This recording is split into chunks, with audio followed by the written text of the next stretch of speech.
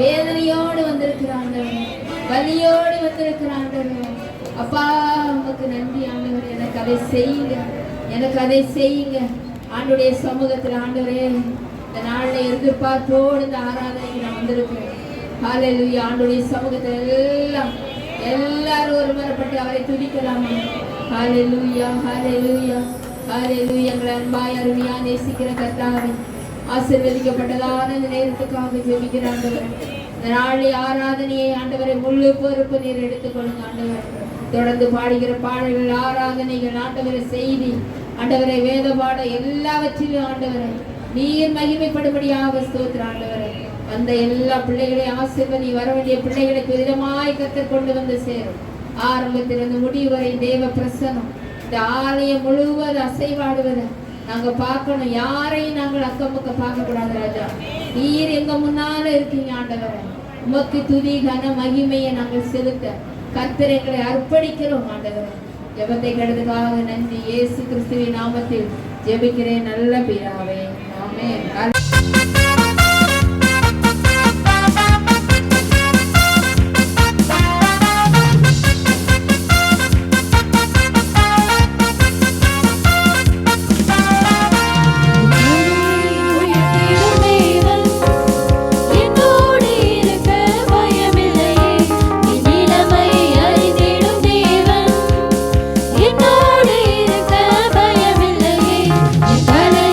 உயர்த்திடும் தேவன்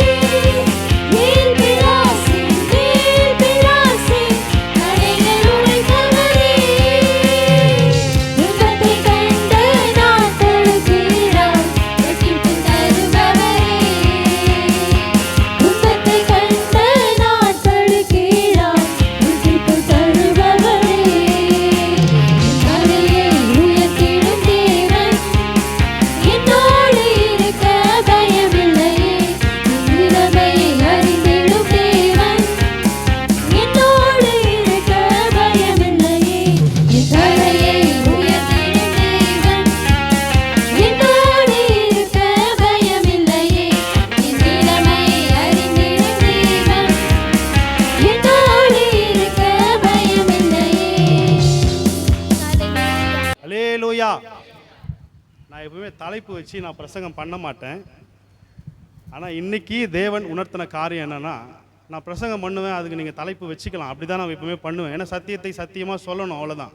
சத்தியத்தை அறிவீர்கள், சத்தியம் உங்களை விடுதலையாக்கும். ஆனால் தேவன் நிச்சயமாகவே இருதயத்தில் ஒரு பாரத்தையும் ஒரு வார்த்தையும் எனக்கு கொடுத்தாரு. உன் தகப்பனை நீ விட்டு விடாதே. அல்லேலூயா. சாதாரணமாக தான் இருக்கும் தலைப்பு. அல்லேலூயா. நீங்கள் ரொம்ப கவனமாக கவனிச்சிங்கன்னா இன்றைக்கி ஒரு காரியத்தை நீங்கள் கற்றுக்கொள்ளணுமோ அப்படிலாம் நான் சொல்ல வரல. ஏன்னா இங்கே மூத்த ஊழியக்காரங்க இருக்கிறாங்க, நிறைய காரியங்கள் உங்களுக்கு சொல்லி கொடுத்துருப்பாங்க. அதனால் நாம் மிஞ்சியும் பேசக்கூடாது. அல்லேலூயா. நம்முடைய தகுதிக்கு நம்முடைய தரத்துக்கு நாம் பேச வேண்டும். ஆமென். யாரும் இங்கே பெரியவர் அல்ல, தேவன் ஒருவரே பெரியவர். அல்லேலூயா. நான் அடிக்கடி சொல்லுகிற வார்த்தை, எப்பொழுதுமே நான் ஒரு சபைன்னு ஒரு பிரசங்கம்னு ஆரம்பித்தா ஒரு வார்த்தையை நான் சொல்லிட்டு தான் நான் பிரசங்கம் பண்ணுவேனே. எபேசியர் 3வது அதிகாரம் 21வது வசனத்தை நம்ம வாசிப்போம். எபேசியர் 3:21 வாசிக்கலாம். சபையிலே கிறிஸ்து இயேசுவின் மூலமாய் தலைமுறை தலைமுறைக்கும் சதா காலங்களிலும் மகிமை உண்டாவதாக. ஆமீன். அல்லேலூயா. அல்லேலூயா. மறுபடியும் வாசிக்கலாம். இந்த பக்கம் ஒருவர் வாசிக்கலாம். வாசிங்க. சபையிலே கிறிஸ்து இயேசுவின் மூலமாய் தலைமுறை தலைமுறைக்கும் சதா காலங்களிலும் மகிமை உண்டாவதாக. அல்லேலூயா. நீங்கள் ஒருவருக்கொருவர் வருகிற மகிமையை நீங்கள் தேடினீர்கள் என்றால் தேவனுடைய மகிமையில் நீங்கள் எப்படி விசுவாசிப்பீர்கள் அப்படின்னு இயேசு கிறிஸ்து கேட்கிறார். அல்லேலூயா. இந்த இடத்துல மனிதனுக்கு மகிமை அல்ல, தேவனுக்கு மாத்திரமே மகிமை. தலைமுறை தலைமுறை மட்டும் யுகா யுக காலங்களாக யார் தான் மகிமைப்படணும் சபையில்? தேவனை தவிர வேறு ஒருவருக்கும் அந்த மகிமை திருட அருகதை கிடையாது, எதுவுமே கிடையாது. அல்லேலூயா. அதிகாரம் இல்லை.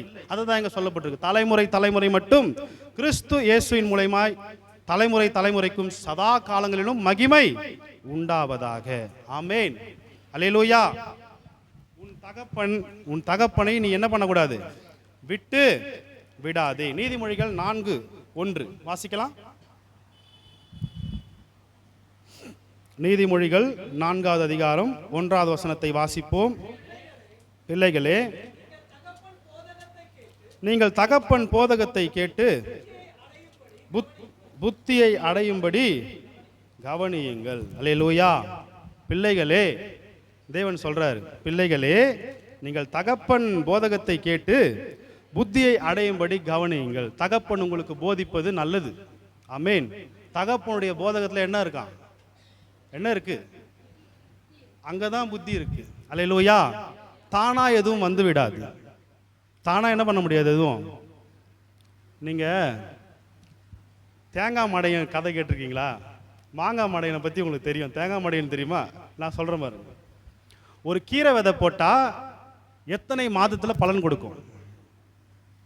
எத்தனை மாதம் சொல்லுங்க? 3 மாதம். ஒரு கோழி வளர்றதுக்கு எத்தனை மாதம் ஆகும்? நான் சொல்றது பாய்லர் கோழி இல்லை, நாட்டுக்கோழி. யாராவது கரெக்டாக சொல்லிடுங்க பார்க்கலாம். எத்தனை மாதம்? 6 மாதம் ஆகிடுமா? சரியா சொல்லுங்க. கரெக்டாக 6 மாதம் ஆகுமா?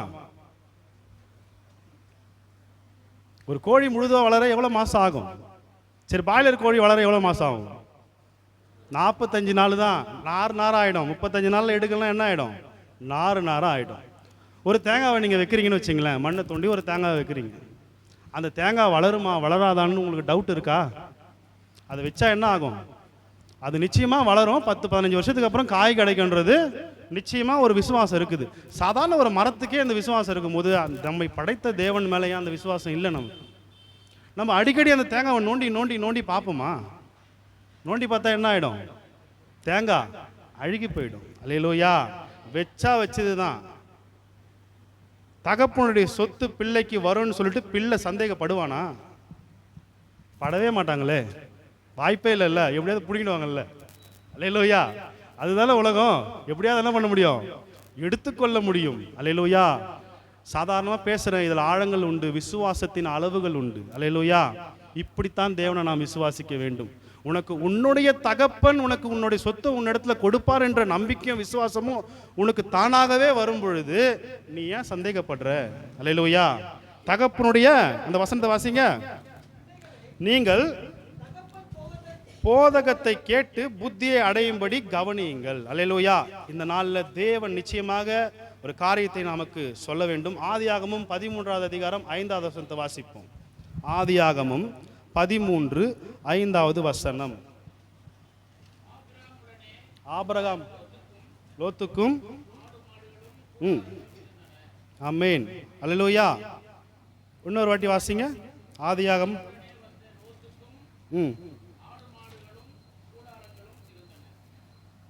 ஆதியாகமம் 13:5. ஆபிரகாமுடன் வந்த லோத்துக்கும் ஆடு மாடுகளுக்கும் கூடாரங்களும் இருந்தன. ரெண்டு பேருக்குமே என்ன இருக்கு? லோத்து யாரு? ஆபிரகாமுடைய சகோதரன். சில பேர் மாமான்னு சொல்லுவாங்க. அல்லேலூயா. யாரு அவரு? ஆபிரகாம் யாரு? பெரியப்பா. அல்லேலூயா. தகப்பன் இல்லாத மகனை என்ன பண்ணிட்டாரு? அவர் கூட கூப்பிட்டுட்டு வந்துட்டாரு. தேவன் என்ன சொன்னார்னா, நீ எல்லாவற்றையும் விட்டு என்ன பண்ணிடு, நீ வந்துருன்னு சொன்னாரு. ஆனாலும் அவர் என்ன பண்ணார்? தன்னுடைய மகனாக, அவருடைய மகனை கூட நினைக்கல, தன்னுடைய அவருடைய சகோதரனுடைய மகனை தன்னுடைய மகனா நினைச்சு என்ன பண்ணாரு? கூட கூட்டு வராரு. ரெண்டு பேருக்கும் ஈக்குவலா அங்கே ஆசீர்வாதம் வருது. லோத்து ஆபிரகாமுக்கு கூட வந்ததால அந்த ஆசீர்வாதம் அவனுக்கு உண்டு. ஆமென். அல்லேலூயா. இல்லைன்னா இருக்குமா? ஆனா அவன் என்ன செய்தான்? தகப்பனை விட்டு விலகி போனான். ஆசீர்வாதம் பெருகும் பொழுது சில நேரங்களில் ஜெபம் பண்ணுவோம். ஆண்டவரே எனக்கு என்ன பண்ணுங்க, ஒரு வேலையை கொடுங்க, எனக்கு படிப்பு வேணும், எனக்கு வேலை வேணும், எனக்கு அது வேணும், இது வேணும். ஜெபம் பண்ணி பாஸ்டர் கிட்ட சொல்லி சபைகளில் சொல்லி ஜெபிப்போம். வேலை கிடைச்சிரும். ஞாயிற்றுக்கிழமை வேலை வர சொல்றாங்க, நான் சபைக்கு வர முடியாது. சொல்லியிருக்கோமா? சொல்லலையா? அல்லேலூயா. அப்படிப்பட்ட ஆசீர்வாதங்களை தகப்பன் கூட இருப்பதால் மட்டும்தான் ஆசீர்வாதம். அல்லேலூயா.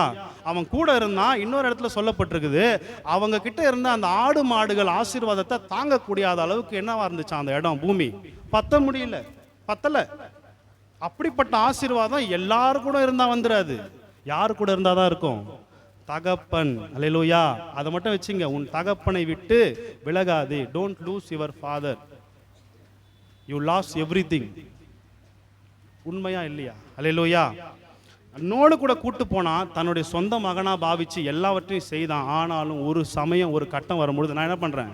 நான் விலகி ஓடுறேன். எங்கேயோ ஓடி போன ஒருத்தன் ஓடி வந்து சொல்றான். அந்த வசனத்தை வாசிங்க. 13வது அதிகாரம் 14வது வசனம் வாசிங்க. லோத்து ஆபிரகாமை விட்டு பிரிந்த பின்பு கர்த்தர் ஆபிரகாமை நோக்கி, உன் கண்களை ஏறெடுத்து நீ இருக்கிற இடத்திலிருந்து வடக்கேயும் தெற்கேயும் கிழக்கேயும் மேற்கேயும் நோக்கி பார். ஓடி வந்து சொல்றான் ஒருத்தன். இந்த மாதிரி என்ன பண்ணிட்டான் அவனை? லோத்து உங்களை விட்டு ஓடி போயிட்டான். எங்க ஓடி போனான்? எந்த இடத்துக்கு ஓடி போனான்? சோதோம் குமாரா என்ன ஆசீர்வாதமான இடமா? கர்த்தரால் சபிக்கப்பட்ட ஒரு இடமா இருக்கிறது. நல்லா கவனிங்க. நீங்க தகப்பனை விட்டு போகும் பொழுது முதல் அடி தவறுதலாக என்ன பண்றீங்கன்னா, உங்க டெசிஷனை நீங்க மேக் பண்றீங்க. தகப்பனை விட்டு நீங்க விலகி போகும்பொழுது முதல் அடியே என்னன்னா, உங்க டெசிஷன் தப்பாயிடும்.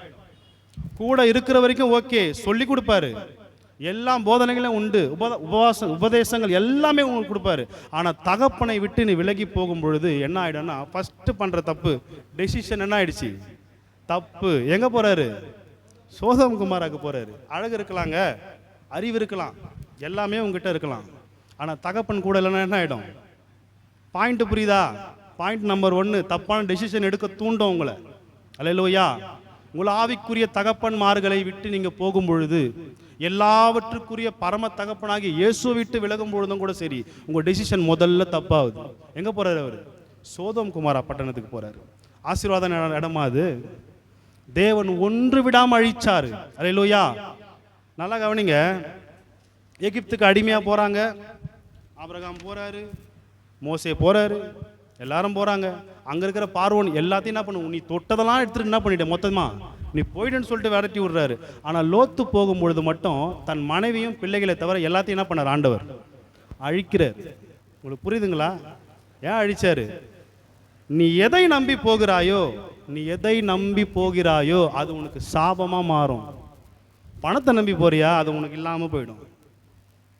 புரியுதுங்களா? என் வேலை இருக்குன்னு நீ வேலையை நம்பி போறியா? அது இல்லாமல் போயிடும். தேவன் சரியாக செய்தாருங்க. உங்களுக்கு புரியுதுங்களா? விளக்குதா உங்களுக்கு? அங்கேருந்து எல்லாத்தையும் கொண்டு வர முடியுமா முடியாதா? எல்லாத்தையும் மீட்டு கொண்டு வந்திருக்கலாமே, இல்லையே, உடலையே, ஒன்றுத்தையும் உடலையே. ஓடுன்றாரு. என்ன பண்ண? மலையை பார்த்து ஓடு. லோத்து ஓடுறான், மனைவி ஓடுறாங்க, மனைவியும் கிடைக்கல. கடைசியில் உப்பு தூணா மாறி என்ன பண்ணுறாங்க? நிற்கிறாங்க. தகப்பனை விட்டு நீங்கள் பிரியும் பொழுது முதல்ல உங்கள் டிசிஷன் தப்பாகி வேறு இடத்துக்கு போக வேண்டிய நிலைமை வரும். அப்படி போனீங்கன்னா உங்கள் ஆசீர்வாதத்தை நம்பி நீங்கள் போனீங்கல்ல, உங்கள் அழகை நம்பி போனீங்கல்ல, உங்கள் படிப்பை நம்பி போனீங்கல்ல, உங்கள் பதவி நம்பி போனீங்கல்ல, என்னால் முடியும்னு போனல, அங்கே தேவன் கை வைப்பார். அப்போ தான் உணர்வை. எங்கே உணர்ந்தான்? அப்பொழுது புத்தி தெளிந்து பண்ணி தவிட்ட சாப்பிட்றதுக்கு கூட என்ன பண்ணான் அவன்? ஆசையாக இருந்த பொழுது அப்பொழுது அவனுக்கு புத்தி தெளிதான். புத்தி தெளிஞ்ச என்ன பிரயோஜனம்? அல்லேலூயா. இருக்கும் பொழுது நீ தகப்பன் இடத்துல பெற்றுக்கொண்ட ஆசீர்வாதத்தை வச்சு உன்னால் வாழ முடியலன்னா அதுக்கப்புறம் என்ன ஆச்சு? ஏங்க 2 சந்ததி சாபமான சந்ததி உருவாயிட்டு போயிட்டான். நீங்கள் பாருங்க, தகப்பனை விட்டு போகும்போது டெசிஷன் மாறுது ஒருத்தனுக்கு, அங்கே போயிட்டு ஆசீர்வாதமே அவனுக்கு சாபமாக மாறுது. அப்படியே ஒரு வேளை அவன் குகைக்கு ஓடி ஒளிந்திருக்கும் பொழுது நினைச்சிருந்தா ஆபிரகாமை ஆபிரகாமாக மாற்றின தேவன் இப்படியா அவருக்கு வாக்குத்தத்தத்தை கொடுத்து அவரை பெருக பண்ணியிருக்கிறாரு, இப்படியா இஸ்ரவேல் ஜனங்கள் நடந்து போகிறாங்க, எல்லாம் தெரிஞ்சிருக்கும். கண்டிப்பாக தெரிஞ்சிருக்குமா? தெரிஞ்சிருக்காதா? ஏன்னா அவனுக்காக இவன் ஜெபம் பண்ணிட்டு இருக்கிறான். ஆபிரகாம் ஒருவன் நீதிமானா இருந்தால் விடுவீங்களா? ஒருவனாகிலும் இருக்கட்டும், நான் பண்ண மாட்டேன். இன்னும் ஒரு வாட்டி தூளும் சாம்பலுமானவன் பேச துணிந்தேன், கதறி அழுவுறான், முகங்குப்புற விழுந்து, நான் பேச தகுதியற்றவன் ஆண்டவர், உடலை ஆண்டவர். அப்போ கூட அல்லேலூயா. தகப்பனை விட்டு நீங்கள் பிரிந்தால் முதலாவது டிசிஷன் தப்பாக மாறுது. ரெண்டாவது, நீங்கள் எதை நம்பி போறீங்களோ அந்த ஆசீர்வாதம் உங்களுக்கு என்னவாயிடும்? சாபமாக மாறிடும். அல்லேலூயா. சாபமாக மாறினது மட்டும் கிடையாது, சாபமான சந்ததி உருவாக்கின கடைசி வரைக்கும் அம்மோனியர்களும் எமோரியர்களும் என்ன பண்ணாங்க? அவங்களுக்கு திரும்ப திரும்ப வந்து அடிக்கிறான். அங்கே போயிட்டு அவன் கூட கலக்கிறான். பிரச்சனை மேலே பிரச்சனை. கடைசி வரைக்கும் இஸ்ரவேலுக்கு தலைவலியாக வந்து நின்றுச்சு. ஆனால் அவன் நினச்சிருந்தா திரும்பி போயிருக்கலாம்ல, இல்லையே. அல்லேலூயா. கர்த்தர் இன்னைக்கு சொல்கிறாரு, உங்கள் தகப்பனை நீங்கள் விட்டு விடாதீர்கள். அல்லேலூயா. அழகிலையும் பணத்திலையும் பதவியிலையும் உங்ககிட்ட இருக்கிற பொருளையும் வச்சு நான் வாழ்ந்து விடலாம் நினைக்காதீங்க. நான் என்னோட வாழ்க்கையிலேருந்து சொல்கிறேன், உண்மையாக சொல்கிறேன், இருதயத்தின் ஆழத்துலேருந்து சொல்கிறேன், தகப்பனுடைய ஆசீர்வாதம் முக்கியங்க. அல்லேலூயா. ஆவிக்குரிய தகப்பனின் ஆசீர்வாதம், ஆவிக்குரிய தகப்பனை நீங்கள் மனஸ்தாபப்பட வச்சிங்கன்னு வச்சிங்களேன், அது சாபமாக தான் மாறும் உங்களுக்கு. அல்லேலூயா. சுதந்திரவாளியாக விடுவாங்க, நீ எல்லாத்தையும் செய்யலாம், உனக்கு எல்லாமே உண்டு, ஆனால் நிச்சயமாக உன்னுடைய ஆசீர்வாதம் சாபமாக மாறிடும். அல்லேலூயா. என்னடா இப்படி பேசுகிறாருன்னு நினைக்காதீங்க, சத்தியத்தை தான் பேசுகிறேன். அல்லேலூயா. மாறினதை தான் சொல்கிறேன். அல்லேலூயா. ஆபிரகாமை விட்டு பிரிந்து சென்ற லோத்துக்கு ஆசீர்வாதம் சாபமாய் மாறினது. அல்லேலூயா. ஊழியக்காரங்க தான் கூடவே இருக்கிறாங்க தான். சரி, எலிசாவுடைய வாழ்க்கையில் என்ன நடந்தது நம்ம பார்ப்போமா? எலிசா எடுத்துக்கொள்ளலாம்.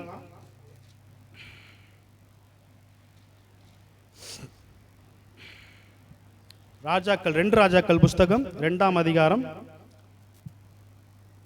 18வது வசனம்.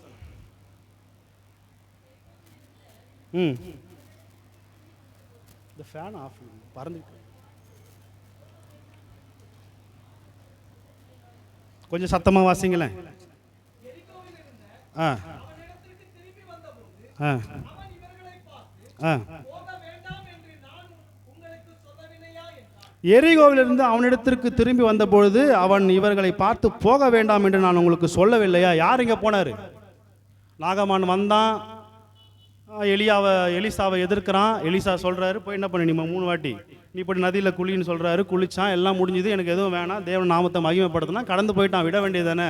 பின்னாடி யார் போகிறா? ஏறிச்சு போய் என்ன பண்ணுறாரு? நல்லது, இந்த மாதிரிலாம் வாங்கின்னு வர சொன்னாங்க. இவர் போக வேணான்னு சொன்னார், ஆனால் இவர் என்ன பண்ணார்? போனார். போயிட்டு என்ன பண்ணார்? அவங்ககிட்ட இருந்து எல்லா காரியத்தையும் வாங்கிட்டு வந்து திரும்ப எலிசா என்ன சொல்கிறாரு? அவனுடைய குஷ்டரோகம் உன்னை பிடிக்கும். அல்லேலூயா. தகப்பன் சொல்லுவதை தடுத்து நிறுத்தி நீ தாண்டி போனினா அவனுடைய குஷ்டரோகம் உன்னை பிடிக்கும். அல்லேலூயா. தகப்பனை விட்டு விடாதிருங்கள். இது மட்டும் கிடையாது, கூட இருந்த எல்லா தீர்க்கதரிசி பிள்ளைகளும் ஒவ்வொரு இடத்துக்கு போறாங்க. முதல்ல ஒரு இடத்துக்கு போறாங்க, ஒரு இடத்துல ஒரு அம்மா கடன் பட்டு இருக்கிறாங்க, சுனமித்த ஸ்ரீக்கு இடத்துல போறாங்க, பிள்ளை என்ன பண்ணுது, மரணிக்குது.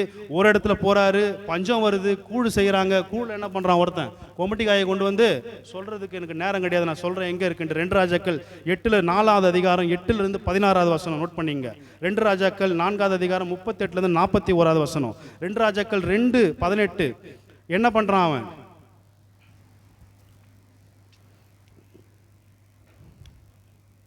19-20 வாசிங்க. ம் ம் ம்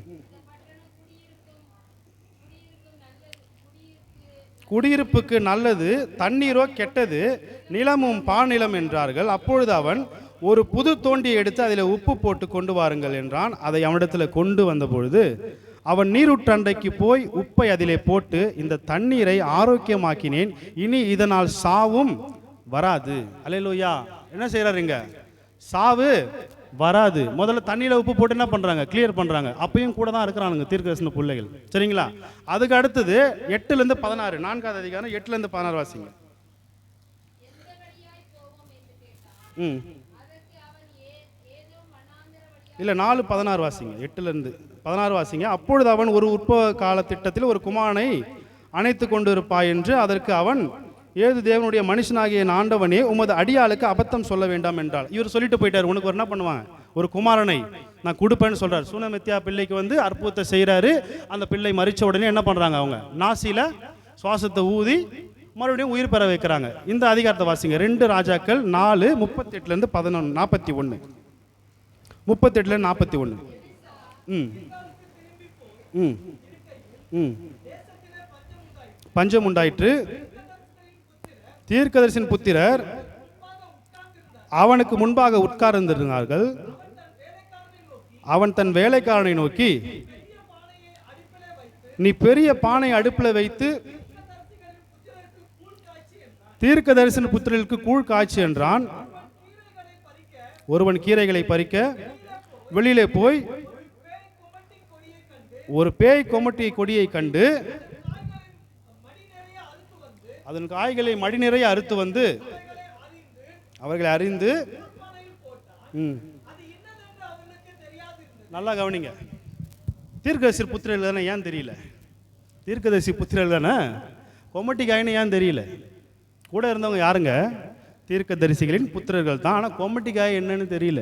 நல்லா கவனிங்க, ஒரு சில நேரங்களில் உங்கள் வாழ்க்கையில் நடக்கிற காரியம் உங்களுக்கு தெரியாது. யார் தான் சொல்ல முடியும்? உங்கள் தகப்பன் தான் சொல்ல முடியும். அல்லேலூயா. ஆவிக்குரிய தகப்பனுக்கு தான் தேவன் வெளிப்படுத்துவார். உடனே அங்கேருந்து ஒரு குரல், என்ன பண்ணு, அதில் என்ன இருக்கு, சாவு சாவு இருக்கிறது, அதில் என்ன பண்ணு, முதல்ல மாவை போடு. ஆமென். உன் தகப்பனை விட்டு நீ பிரிந்தால், கேஎஸ்ஐ திட்டி அமைச்சிட்டாரு. கேஎஸ் என்ன பண்ணிட்டாரு, அவரோட குஷ்டம் உனக்கு என்ன பண்ணோம், பிடிக்கும்னு சொல்லிட்டாரு. தீர்க்கதரிசி பிள்ளைகள் போறாங்க. ஆனாலும் அந்த தீர்க்கதரிசி பிள்ளைகளுக்கு கொமட்டி காய் எது, எந்த காய் எதுன்னு தெரியாம வாங்கிட்டு வந்து போடுறாங்க.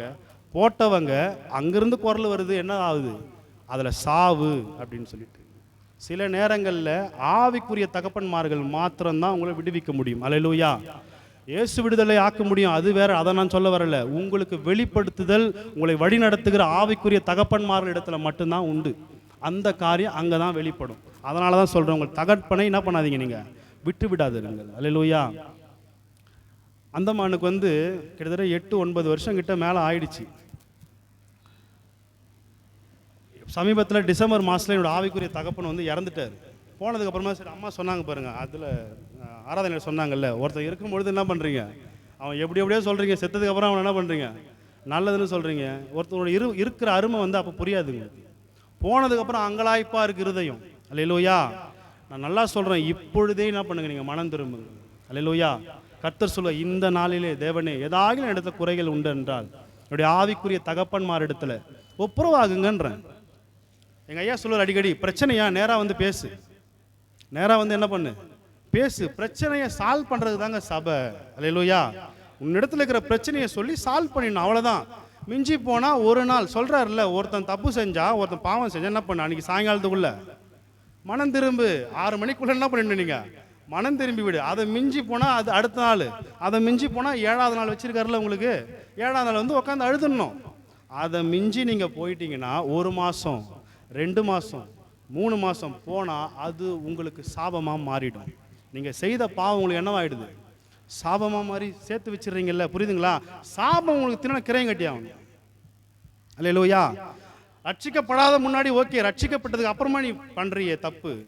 நீ ரட்சிக்கப்பட்டு உள்ளே வந்து சபையில் வந்து நான் அபிஷேகம் பெற்று ஆராதனையில் கலந்து கொண்டு ஞானஸ்தானத்தை எடுத்து சத்தியத்தை பற்றி தெரிந்தோம், எல்லாம் தெரிஞ்சு அதுக்கப்புறம் பண்ணுறியே. அல்லேலூயா, அல்லேலூயா. எபிரேயர் 6வது அதிகாரத்தை எடுங்களேன். எபிரேயர் 6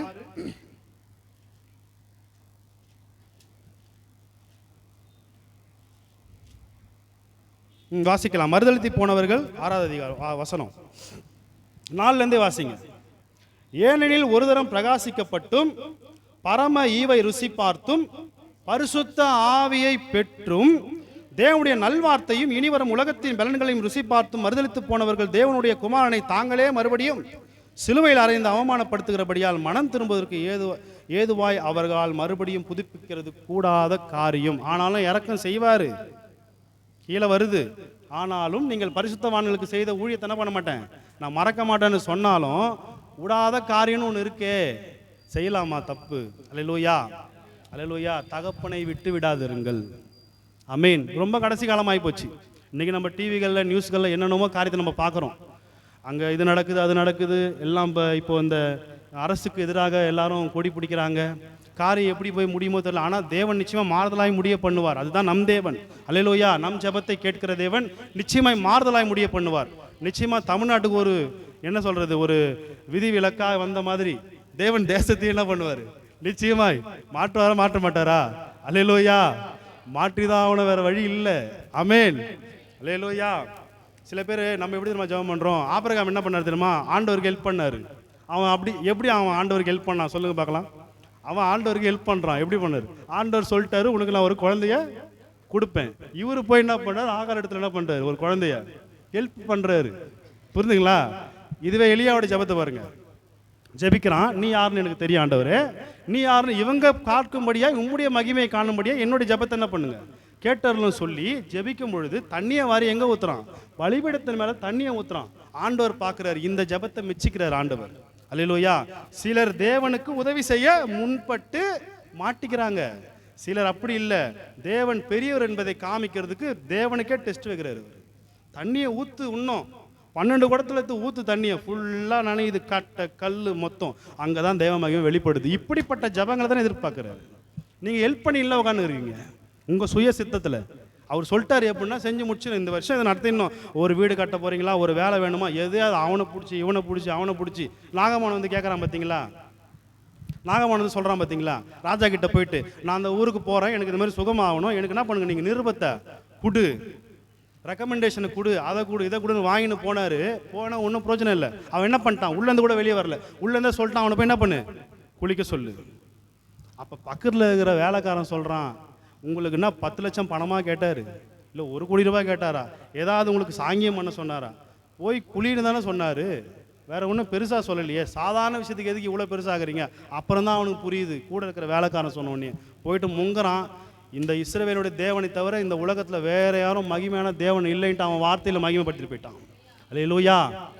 அப்படிப்பட்ட தேவன் நம்முடைய தேவன். அல்லேலூயா, அல்லேலூயா. அதனால் தேவனுக்கு உதவி செய்வதை நிறுத்திவிட்டு நம் ஜபங்களை எப்படி மாற்றணும், வைராக்கியமாக தேவனால் செய்ய முடியும், எல்லாவற்றையும் மாற்ற முடியும். ஆமென்.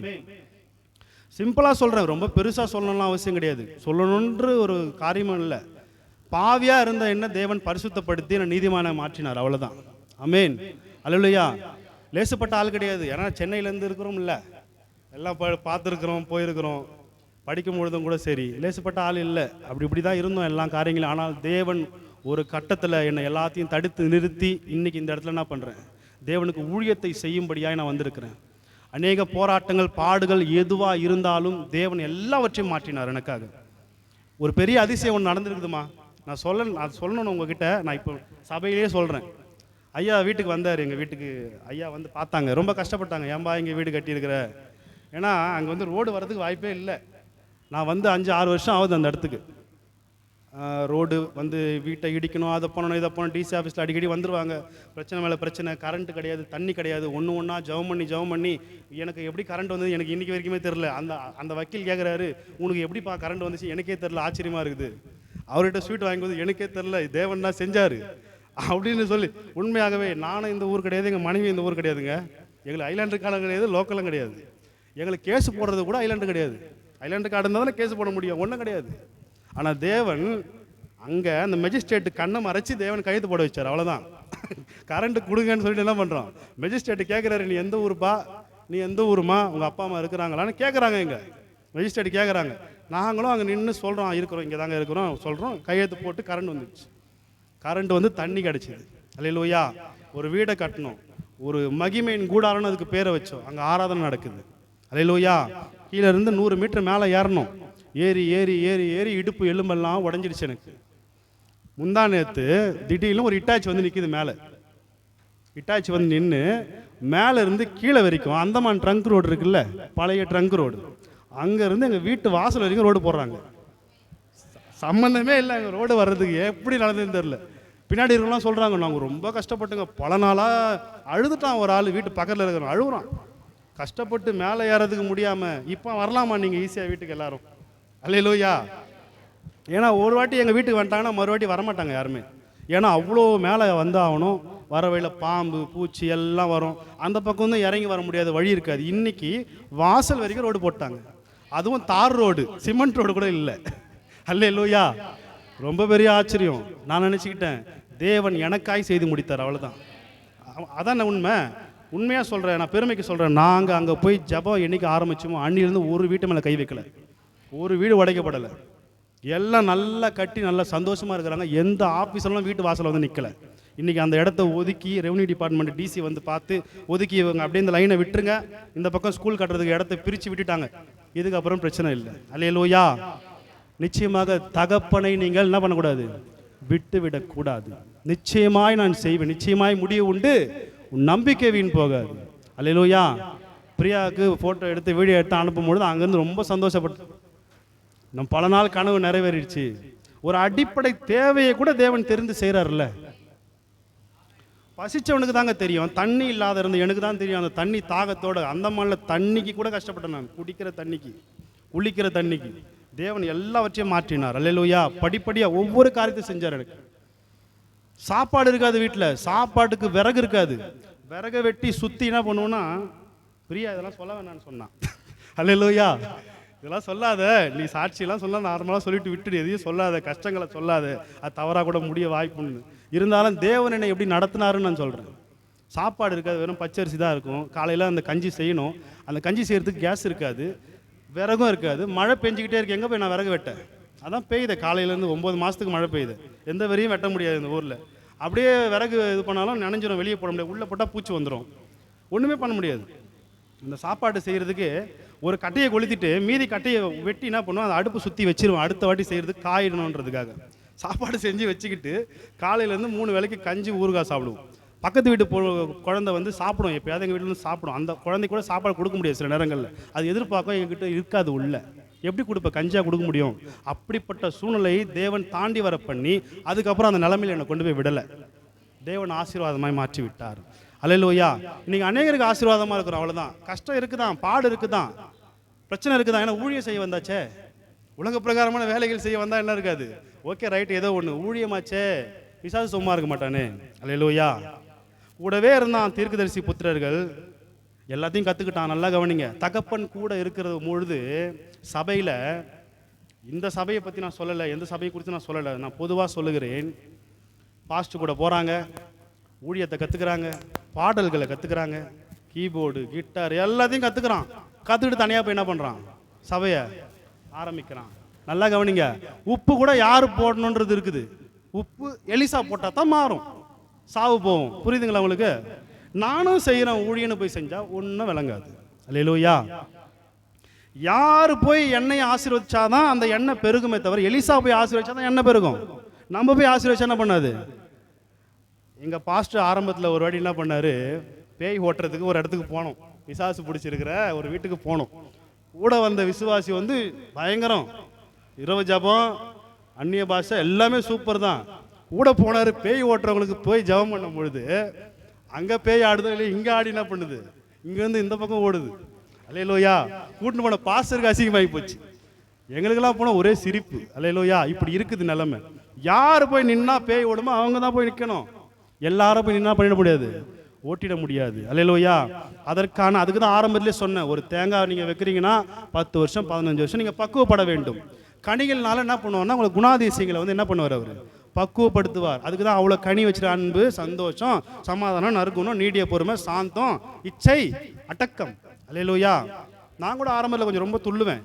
கர்த்தர் எல்லாத்தையும் என்ன பண்ணிட்டார், அந்த மாதிரில அடக்கி வச்சுட்டாரு. அல்லேலூயா. நல்லது. ஆமென். அப்படி செய்வது நல்லது. ரெண்டுத்துலையுமே பாருங்களேன், கனியிலையும் சரி வரங்களிலையும் சரி விசுவாசம் இருக்கும். நீங்கள் என்ன நோட் பண்ணியிருக்கீங்களா? 9 வகையான கனியிலையும் விசுவாசம் இருக்கும், 9 வகையான வரத்துலையும் விசுவாசம் இருக்கும். விசுவாசம் மட்டும்தான் அங்கே 2 இடத்துலையும் வரும். நீங்கள் பார்த்துருக்கீங்களா, படிச்சிருக்கீங்களா? நீங்கள் விசுவாசம் கனியிலையும் இருக்கும், வரத்துலையும் இருக்கும். ஏன்? விசுவாசம் இல்லாமல் ரெண்டுமே செயல்படாது, அவ்வளோதான். அல்லேலூயா. ஏன்னா நம்ம விசுவாசி. சிம்பிளாக புரிஞ்சுங்க சத்தியத்தை. ரெண்டுக்குமே அடிப்படை விசுவாசம் தான். விசுவாசம் இல்லாத எப்படியா தீர்க்கதரிசனம் சொல்ல முடியும்? நீ இயேசுவே நம்பல, ரோமர் 10:10 எடுத்து வாசிங்களேன்.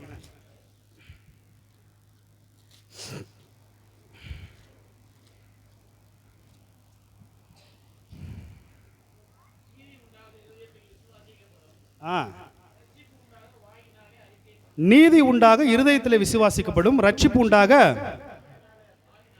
என்ன புரியுது உங்களுக்கு இதுல? நீதி உண்டாக இருதயத்தில் விசுவாசிக்கப்படும், ரட்சிப்பு உண்டாக. இருதயத்தில் இருக்கிற விசுவாசம், இருதயத்தில் இருக்கிற விசுவாசம், நம்பிக்கை, அவர் மேல நம்ம பிடிச்சிருக்கிற அந்த பற்று தன்னாக்கில் வாயை ஓப்பன் பண்ணி அறிக்கையிட செய்யும். இதுதான் உண்மை. இப்படி தான் செய்யணும். சும்மா சபையில் வந்து நன்றி சொல்லுங்க, எங்கள் பாசு நன்றி சொல்லுங்கன்னு சொல்லிட்டு நன்றி சொல்லுவார். உன்னத தேவனே உமக்கு நன்றி. முன்னாடி உட்காந்து இருக்கிறவங்க நன்றி. ஏம்மா நீ சொல்லுமானா நான் சொல்கிறதுக்கு நீ ஏமா நன்றி சொல்கிற? உங்கள் வாழ்க்கையில் தேவன் உங்களுக்கு செய்ததை வச்சு நீங்கள் நன்றி சொல்லணும். உங்களுக்கு தேவன் செய்ததை வச்சு நீங்கள் ஸ்தோத்திரம் சொல்லணும். புரியுதுங்களா? எங்கே இருக்குது? 100வது அதிகாரம் எடுத்து வாசிங்க. சங்கீதம் சீக்கிரம் வாசிங்க, டைம் இல்லை. சங்கீதம் 100 எடுக்கலாம். 103, மன்னிக்கவும் 103. என் ஆத்துமாவே கர்த்தரை ஸ்தோத்திரி, என் முழு உள்ளமே அவருடைய பரிசுத்த நாமத்தை ஸ்தோத்திரி. என் ஆத்துமாவே கர்த்தரை ஸ்தோத்திரி, அவர் செய்த சகல உபகாரங்களையும். ஆமென். முடிச்சிடலாமா? அதுக்கு அடுத்தது வாசிங்க கீழே. எதுக்கு எதுக்கு கடைசியில் சொல்றீங்கல்ல ஒரு வார்த்தை, என் ஆத்துமாவே கர்த்தரை ஸ்தோத்திரி, என் முழு உள்ளமே பரிசுத்த நாமத்தை ஸ்தோத்திரி, என் ஆத்துமாவே கர்த்தரை ஸ்தோத்திரி, அவர் செய்த சகல மறவாதே. எதுக்காக சொல்லி இருக்கிறாருன்ட்டு அடுத்த வசனத்தை படிக்கும் பொழுது தான் உங்க வாழ்க்கையில விளங்க முடியும். படிங்க. அவர் உன் அக்கிரமங்கள் எல்லாம் மன்னித்து, உன் நோய்கள் எல்லாம் குணமாக்கி, உன் பிராணனை அழிவுக்கு விலக்கி மீட்டு, உன்னை கிருபையினாலும் இரக்கங்களினாலும் முடிசூட்டி, நன்மையினால் உன் வாயை திருப்தியாக்குகிறார். கழுகுக்கு சமானமாய் உன் வயது திரும்ப வாழ வயது போல ஆகிறது. அல்லேலூயா.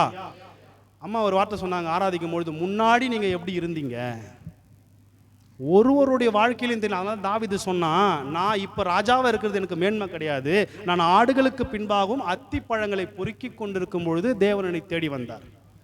இன்னைக்கு இருக்கிறது நீயா? ஸ்மித்னு ஒரு பெரிய ஊழியக்காரர் ஒருத்தர் இருந்தார், வில்லியம் ஸ்மித். கன்வென்ஷன் மீட்டிங் நடக்குது, 3 நாள் கன்வென்ஷன் மீட்டிங். முதல் நாள் கன்வென்ஷன் மீட்டிங்கில் பிசாசு வந்துட்டான். பிசாசு வந்துட்டு, ஸ்மித்து நல்லா கோட்டு சூட்லாம் போட்டு பயங்கரமாக பிரசங்கம் பண்ணுறிய, நல்ல பெரிய ஆள் ஆகிட்ட போல இருக்குது அப்படின்னா. பிசாசே உனக்கு நான் நாளைக்கு பதில் சொல்கிறேன். 2வது நாள் மீட்டிங்கில் வந்து பேசுகிறான், நாளைக்கு உனக்கு பதில் சொல்கிறேன். ஸ்மித்து வராரு. அவர் பேர் ஜிப்சி ஸ்மித், வில்லியம் ஸ்மித்தில் ஜிப்சி ஸ்மித். ஜிப்சினா நம்ம ஊர் சைடில் இந்த புரியக்காரங்கன்னு சொல்கிறாங்கல்ல, அந்த மாதிரி ஃபாரினர் வெஸ்டர்ன் கண்ட்ரீஸில் இருப்பாங்க ஜிப்சி மக்கள். அவங்க கொஞ்சம் தாழ்த்தப்பட்ட ஆட்களாக இருப்பாங்க. அந்த இதில் இருந்து வந்திருக்கிறாரு ஒரு ஜிப்சி ஸ்மித் அவர் பேர். நான் உனக்கு நாளைக்கு நான் பதில் சொல்கிறேன். அடுத்த நாள் வரும்பொழுது ஜிப்சி ஸ்மித் கோர்ட்டில் அவரோட ரைட் சைடு கோட்டு பாக்கெட்டில் ஒரு சில இந்த மணிலாம் இருக்குல்ல, பாசி மணி, ஊசி மணி, அதெல்லாம் வச்சுக்கிட்டு வந்தாராம். பிசாசும் வந்து நின்றுட்டான். கேட்குறான், பதில் சொல்கிறேன் நீ சொல்லு.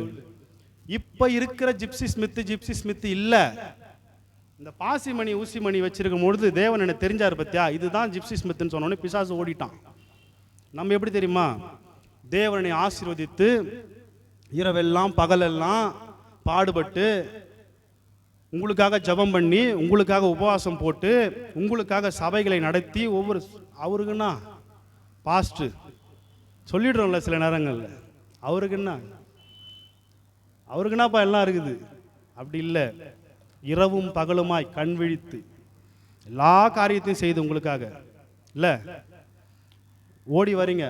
ஐயா உங்களுக்கு பாக்கெட்டை காலி பண்ண தெரியாதுங்கய்யா, ஊழியக்காரங்களுக்கு பாக்கெட்டை காலி பண்ண தெரியும். உங்களுக்கு ஒரு கடன் பிரச்சனையிலிருந்து விடுதலை ஆக தெரியாது, ஆனால் ஊழியக்காரனால முடியும். எப்படி சொல்லுங்க? எலிசா தீர்க்கதரிசி புத்திரர்களை கொண்டு போகும்பொழுது கடைசியாக வந்து கேட்குறாரு, ஒருத்த மட்டும் நான் அவங்க கூட வரேன்னு சொன்ன உடனே கோடாரியை கொண்டு போயிட்டு ஒருத்தன் வெட்டுறான் கூடாரம் செய்யணும்னு சொல்லிட்டு.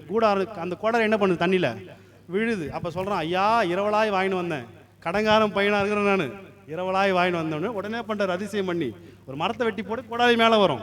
சொல்கிறாரா இல்லையா? இதை அவன் எங்கே பார்த்துருப்பானா, கடனில் இருந்த ஒரு குடும்பத்துக்கு போயிட்டு எண்ணெய் ஆசீர்வதி ஜெபம் பண்ணதை பார்த்துட்டான். இவன் கரெக்டாக கேட்குறான், இரவலாய் வாங்கின்னு வந்தேன். புரியுதா? அந்த பிரச்சனைகளை நீங்கள் ஊழியக்காரங்கிட்ட சொல்லும் போது கண்டிப்பாக தீர்த்து வைக்க முடியும், அதற்கான ஆலோசனை கொடுக்க முடியும். அதை தான் நான் சொல்ல வரேன். அல்லேலூயா. சத்தி இப்படி தான் கிரியை செய்யும். உங்களுக்கு 2 ஃபேமிலி வருது எங்கள் ஊழியக்காரர்கிட்ட, ஐயா அந்த குடும்பம் இப்படி சொல்லுது, இவர் சொல்கிறாரு, இவங்க இப்படி சொல்கிறாங்க, இவர் சொன்னார், வேதம் இப்படி சொல்லுது, யார் இருக்கிறீங்களோ இருங்க, எல்லாம் வெளியே போங்க, அவ்வளோதான், போ வெளியே போ, முடிஞ்சு. வேதம் என்ன சொல்லுதோ அதை யார் கேட்குறாங்களோ அவங்க சபையில் இரு. அல்லேலூயா. வேதத்தின் அடிப்படையில் நம்மளை நடத்துகிறார். உங்களால் ஒரு பஞ்சாயத்தை சால்வ் பண்ண முடியுமா? ஒரு குடும்பத்து பஞ்சாயத்தை சால்வ் பண்ண முடியுமா? ஒரு பொண்ணையும் பையனையும் கல்யாணம் பண்ணி வச்சாங்க, தண்ணி கொடுத்துல வச்சாங்க. அங்கேருந்து ஃபோன் வருது, உங்கள் விசுவாசி ஏன் இப்படி பண்ணுது, உங்கள் விசுவாசி ஏன் இப்படி பண்ணுது. அல்லேலூயா. இந்த பிரச்சனைகள்லாம் இருக்குது. அதனால தான் தகப்பனை விட்டு நீங்கள் விலைக்கு போனீங்கன்னா என்ன ஆகிடும் உங்கள் வாழ்க்கை? தண்ணி கெட்டு போனால் உப்பு போடணும்னு கற்றுக்கிட்டான் கூட இருந்தவன். ஒரு அம்மா கடனில் இருக்குது, அந்த கடனை எப்படி நம்ம மாற்றணும்னா, எண்ணெயை கொண்டு வாமா, நான் ஜெபம் பண்ணுறேன், உனக்கு அந்த எண்ணெயை வச்சு வித்து நான் பண்ணு, கடனை கொடுத்துரு. கற்றுக்கிட்டான், ஆள் கற்றுக்கிட்டான். கேஆர்சியை துரத்திட்டாரு, உனக்கு அந்த குஷ்டம் பிடிக்கும்னு சொல்லிட்டாரு. சரிங்களா? 3வது கூழில் கொமட்டி காயை கொண்டு வந்து போட்டால் எப்படி நான் மாற்றினா மாவு போட்டால் மாறிடும். கற்றுக்கிட்டான். நான் சொல்கிறது ஆவிக்குரிய இதில் புரிஞ்சுக்கணும். அதை கற்றுக்கிட்டான்னு நான் சொல்ல வரல, எல்லாம் கற்றுக்கிட்டாங்க. இங்கே ஊழியக்காரர் எல்லாம் சொல்லி கொடுக்க தான் இருக்கிறாங்க. ஊழியக்காரங்க உங்களுக்கு சொல்லி கொடுக்க தான் இருக்கிறாங்க, சபையும் அதற்கு தான் இருக்குது. ஆனால் நீ விட்டு விலகி போனால் அந்த ஆசீர்வாதம் உனக்கு சாபமாக தான் மாறும். அல்லேலூயா. லோத்து எப்படி விட்டு விலகி போகும்பொழுது அவன் தவறான முடிவை எடுத்து அவனோட வாழ்க்கையில் அவனோட ஆசீர்வாதம் சாபமாக மாறி ஒரு சந்ததியே சாபமாக மாக்கி இஸ்ரவேல் ஜனங்களுக்கு நோவாகவும் வழியாகவும் கடைசி வரைக்கும் கொண்டு வந்து நிறுத்தினானோ அந்த மாதிரி தான் நிலைமை ஆயிடும். அல்லேலூயா. அல்லேலூயா. 4வது அதிகாரம், இந்த வசனத்தை வாசிக்கலாம், நம்ம போயிடலாம் உள்ள பிரசங்கத்துக்குள்ள. 2 ராஜாக்கள் 6வது அதிகாரம் 1வது வசனம். எலிசாவை நோக்கி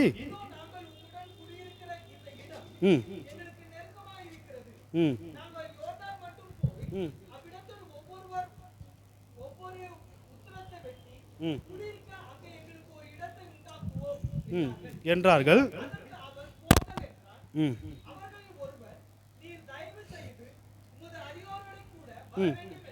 ஆமென்.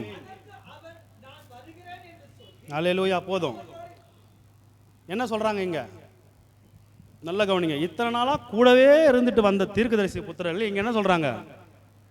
தீர்க்கதரிசிகளின் புத்திரர் எலியாவை நோக்கி, இதோ நாங்கள் உம்முடன் குடியிருக்கிற இந்த இடம் எங்களுக்கு, அவன் பண்ண மாதிரியே பண்றான் பாருங்க. யாரு?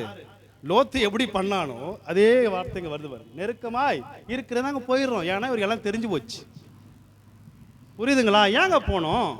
இவர் கூட இருக்கும் போதுனா உப்பு வந்து நல்ல தண்ணியில் உப்பு போட்டால், கெட்ட தண்ணியில் உப்பு போட்டால் நல்ல தண்ணியாக மாறுது, கூட மாற்ற தெரியுது, கூழில் சாவு இருக்குன்னு சொல்லிட்டு தீர்க்கதரிசி சொல்கிறாரு, எலிசா சொல்கிறாரு, எல்லாமே இருக்குது. ஆனாலும் நாங்கள் இவங்க கூட இருந்தால் நெருக்கமாக இருக்குது, நாங்கள் போகிறோம், தகப்பனை விட்டு கிளம்புறோம். அல்லேலூயா. ஆசீர்வாதங்கள் பெருகினதுக்கு அப்புறமா விட்டுட்டு போகணும்னு நினைக்கிறீங்களா?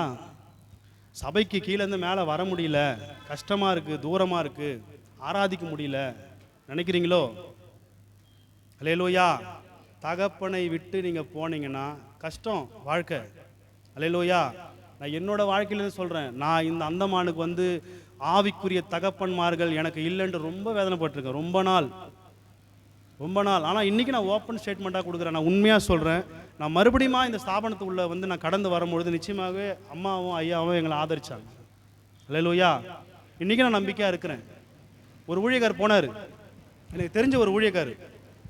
ஐயா, என் சபையில் ஒருத்தன் செத்து போயிட்டா அடக்கம் பண்ணுறதுக்கு நான் நிற்கிறேன். நான் செத்துட்டா என்னை தூக்க ஒரு ஆள் கிடையாது. நீங்கள் என்னுடைய ஆவிக்குரிய தகப்பன்மாராக இருக்கணும். நான் செத்தா என்னை நீங்கள் தூக்கணும்னு சொன்னோடனே அவர் சொல்கிறாரு, நான் இந்த மாதிரி பதிலை நான் உங்கள்கிட்ட எதிர்பார்க்கல. இதுதான் தகப்பனுடைய இருதயம், மகனுடைய இருதய ஏக்கம். ஐயா, கும்பலாக உட்காந்து ஒரு குண்டானில் கூடு குடித்தா சந்தோஷமாக இருக்கலாம் ஐயா. அப்போலாம் அந்த காலங்கள்லாம் 12 பேருக்கு அம்மா குழம்பு செஞ்சால் ஒரு வேளையில் காலி ஆகிடும். இப்போலாம் அப்படி கிடையாது. நான் சாதாரணமாக பாருங்களேன், கூட்டு குடும்பமாக இருக்கணும், தனி குடும்பமாக இருந்தால் ஒரு குழம்பு செஞ்சு ஒரு மாவு அரைச்சி காலையிலையும் சாம்பார் நைட்டும் சாம்பார், காலையிலையும் தோசை நைட்டும் தோசை. அல்லேலூயா. இப்படிப்பட்ட வாழ்க்கைகள். நீங்கள் ஒதுக்குப்புறமாக போயிட்டு ஒரு பெரிய ரெஸ்டாரண்ட்டில் போயிட்டு நீங்கள் ஒரு பீஸா வாங்கி 2 பேரும் உட்காந்துட்டு சந்தோஷம் இல்லை. நீங்கள் ஒன்றா உட்காந்து ஒரு கலசம் கூடு குடித்தா அதில் இருக்கிற சந்தோஷம் எங்கேயும் கிடையாது. இந்த சபையில் இருக்கிற சந்தோஷம் எங்கே இருக்குது சொல்லுங்கள் பார்க்கலாம். இந்த ஐக்கியமோ, இந்த அன்னோன்யமோ, இந்த வழி நடத்துதலும், இந்த உங்களுக்கு கொடுக்கப்படுகிற போதனைகளும், இதை தவிர உங்களுக்கு வெளியில் என்ன சந்தோஷம் கிடைக்குது? எத்தனை நாட்கள் நீங்கள் பணம் சம்பாதிச்சிட முடியும்? எத்தனை நாட்கள் நீங்கள் எல்லாத்தையும் பண்ணிட முடியும்? அதிக படிப்பு உடலுக்கு இல்லை. இப்போ நான் கூட தான் பச்சிக்கிறேன், ஒன்றும் பிரயோஜனம் கிடையாது. என்ன பண்ண சொல்கிறீங்க? உண்மை தானே? அல்லேலூயா. ஊழியத்தின் மேன்மையை தவிர வேறு எதுவும் மேன்மை கிடையாதுங்க. என்ன செஞ்சாலும் சரி, படித்தாலும் சரி, நீ வேலை செஞ்சாலும் சரி, இங்கே வந்து நின்று பிரசங்கிக்கிற ஒரு தைரியமோ, ஒரு சந்தோஷமோ, ஒரு ஜெபிக்கும் பொழுது கிடைக்கிற ஒரு ஆறுதலோ, ஒரு அரவணைப்போ வேறு எதுலேயுமே கிடையாது. நீங்கள் என்ன சம்பாதிச்சாலும் சரி. இடம் கொள்ளாத மட்டும் உனக்கு ஆடு மாடு இருந்தாலும் நீ தகப்பனை விட்டு விலகி போகணும்னு மனசளவு நினச்சா உனக்கு ஆசீர்வாதம் சாபமாக மாறிடும். கடந்து போகிறோன்றான் சொல்லியிருப்பான் போல. இது கேஆர்சி எனக்கே அப்படி பண்ணிட்டார், உங்களுக்கும் இப்படி தான் பண்ணுவார். அக்கம் பக்கம் இருக்கிறவனை பார்க்காத, அவன் எந்த தப்பை செஞ்சு அவன் தண்டனை அனுபவிக்கிறான்னு பாரு. முதல்ல பாஸ்ட் அவனையே அப்படி சொல்லிட்டார், என்ன சொல்ல மாட்டாருன்னு என்ன நிச்சயம் இல்லை? யோசிக்கிறோமா இல்லையா? இத்தனை வருஷமா கூடவே இருந்தான்பா, 10 வருஷமா அந்த சபைக்கு போனாங்க. பாஸ்ட் ஒரு வார்த்தை சொல்லிட்டாரு, நாளைக்கு நம்மள சொல்ல மாட்டாருன்னு என்ன நிச்சயம்? சொல்ல மாட்டார். அல்லேலூயா. சொல்ல மாட்டார், நிச்சயமா சொல்ல மாட்டார். அல்லேலூயா. நம்ம ஆண்டவர் நம்மோடு கூட இருக்கிறார். ஆமென். கண் விழிப்புகளும் அதிக ஜபங்களும் எவ்வளவு போராடி இருப்பாங்கல்ல, எவ்வளவு போராட்டங்கள் இருந்திருக்கும். அவங்க போன வாரம்லாம் சொல்லும் போது எனக்கு உண்மையிலே நான் ரொம்ப கலங்கினேன். பின்னாடி உட்காந்து பிள்ளைகளை குறித்து ரொம்ப வருத்தப்பட்டாங்கல்ல. பிள்ளைகளை நீங்கள் இப்படி வளர்க்கணும்னு சொன்னாங்க. உங்களை குறித்தும் பிள்ளைகளை குறித்தும் எங்களுடைய வருத்தம் பாரம் அதிகமாக இருக்கிறதுன்னு அவங்க சொன்னாங்க பப்ளிக்காக. அப்போ எந்த அளவாய் நாம் இருக்கணும்? நான் உங்களுக்கு அட்வைஸ் பண்ணுன்ட்டு நான் வரலைங்க, நல்லா புரிஞ்சுங்க. நான் அட்வைஸ் பண்ணுற அளவுக்கு பெரிய ஆளும் கிடையாது. நான் உன்னை பரிசுத்தவான்னு நான் சொல்ல வரல.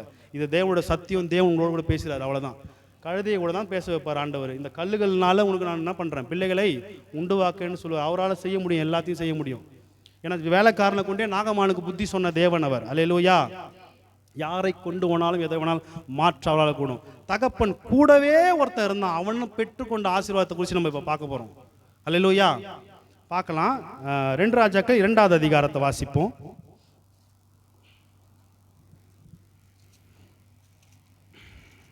2 ராஜாக்கள் 2வது அதிகாரம் 9வது வசனத்தை வாசிக்கலாம். அவர்கள் அக்கறைப்பட்ட பின்பு எலியா எலிசாவை நோக்கி, நான் உன்னை விடுத்து எடுத்துக்கொள்ளப்படும் முன்னே நான் உனக்கு செய்ய வேண்டியது என்ன கேள் என்றான். அதற்கு எலிசா, உம்மிடத்தில் உள்ள ஆவியின் வரம் எனக்கு ரெட்டிப்பாக கிடைக்கும்படி வேண்டுகிறேன். அல்லேலூயா. எலியாவின் கைகளுக்கு தண்ணீர் வாத்த எலிசா. ஆமென். எங்க போனாலும் கூட ஜெபம் பண்றாரு, போய் பார்த்துட்டு வா. மேகம் வருதா? இல்ல. இன்னொரு வாட்டி போ. வருதா? இல்ல. 7வது வாட்டி போறான். இல்ல. இப்போ கொஞ்சோண்டு கையாலும் வந்திருக்குது. அவரு தான் கூடவே சுத்திட்டு இருந்தவர் தான், கடைசி வரைக்கும் விட்டு போல. நான் எடுத்துக்கொள்ளப்படுகிறேன்னு தெரிஞ்ச உடனே ஒரு இம்மி கூட நகரலையும், அவர் கூடவே சுத்துறாரு. அப்போ கேட்குறான் எலியா, உனக்கு என்ன வேணும்? நான் எடுத்துக்கொள்றதுக்கு முன்னாடி உனக்கு என்ன வேணும்? நான் சொல்கிறேன், தகப்பனோடு கூட ஒட்டிக்கிட்டே தான் இருங்கன்னு நான் சொல்கிறேனே. ஒட்டிக்கோ, ஒன்றும் பிரச்சனை இல்லை, தவறே கிடையாது. அல்லேலூயா. ஆவிக்குரிய தகப்பனோட ஒட்டி கொள்ளுங்க. ஏன்னா இன்னைக்கு தவிக்கிறேன். நான் இங்கே இருக்கும்போது அங்கே இறந்துட்டார் அவர். அவருடைய சாவுக்கு கூட போக முடியாது, ரொம்ப கஷ்டமாயிடுச்சு, ரொம்ப கடினப்பட்டேன். இன்னைக்கு தெரியுது, நம்மை ஆதரிக்க, நம்மை தேற்ற, நமக்கு ஆறுதல் சொல்ல, தீர்க்கதரிசி நாமத்து நிமித்தம் தீர்க்கதரிசி புத்திரரை யாராலும் நீங்கள் ஒருத்தர் ஏற்றுக்கொண்டார்களால் அந்த ஆசீர்வாதத்தை நீங்கள் பெறாமல் போவீர்கள்னு சொல்லிட்டு வசனம் சொல்லுது. அல்லேலூயா. ஒருவரை நாம் பின்பற்றலாம். அப்போஸ்தலர்ல அதான் சொல்றாரு. அப்போஸ்தலர் அகிரிப்ப ராஜா கிட்ட வந்து பவுல் சொல்லும் பொழுது எல்லா காரியத்தையும் நான் விவரிக்கலாம். நான் எப்படி வந்து என்னை வழி நடத்தினாரு, தேவன் என்னை எப்படி கொண்டு வந்தார், எதற்காக கொண்டு வந்தார்னு சொல்லும் போது அவன் கேட்குறான், முற்றும் கொஞ்சம் குறைய நீ என்ன பண்ற, கிறிஸ்தவனா மாத்த நீ ட்ரை பண்றியா? ஆமான்ட்டான் உடனே. ஆமா, என் கையில் இருக்கும் விலங்குகள் கால்களில் இருக்கும் விலங்குகளை தவிர நீ என்ன பண்ண, முழுவதுமா என்னை போலவே மாற வேண்டும் நான் எத்தனிக்கிறேன்றான். அல்லேலூயா. ஃபாலோ பண்ணுறது தவறு கிடையாது. ஏன்னா அவங்க அந்த அளவுக்கு வைராக்கியமா தேவனை ஃபாலோ பண்றாங்க, நானும் ஃபாலோ பண்றேன். அல்லேலூயா. அதுதான் முக்கியம். அல்லேலூயா. அதே மாதிரி கூடவே போறான். அங்க நடந்த சம்பவம் என்ன, 10வது வசனத்தை வாசிக்கலாம். அதற்கு அவன், அரிதான காரியத்தை கேட்டாய், உன்னை விட்டு நான் எடுத்துக்கொள்ளப்படுகையில் என்னை நீ கண்டால் உனக்கு கிடைக்கும், இல்லாவிட்டால் கிடைக்காது. அல்லேலூயா. கூட இருந்தா தான் ஆசீர்வாதம். அதுவும் சாதாரண ஆசீர்வாதம் இல்லை. 2 7 இங்க எத்தனை, 14. அல்லேலூயா. அவர் 7 இவரு 14. அப்பதான் கேட்குறான் எலிசா, என்னுடைய இருதயம் உனக்கு இல்லையா? கேஆர்சியை பத்தி கேட்குறான் பாருங்க. ஏன்னா அவன் எலிசா கிட்ட இருந்த மாதிரி அவன் அங்க போய் லிங்க் பண்ணிட்டான். தன்னோட ஆவிக்குரிய தகப்பனுடைய அந்த நினப்பு வந்துருச்சு அவனுக்கு. சொல்றான், என்னுடைய இருதயம் உனக்கு இல்லையா கேஆர்சி? நான் வேணான்னு சொல்லி நீ போறியே. அல்லேலூயா. இப்படிப்பட்ட தகப்பனை ஃபாலோ பண்ற ஆளா நீங்க இருக்க போறீங்களா?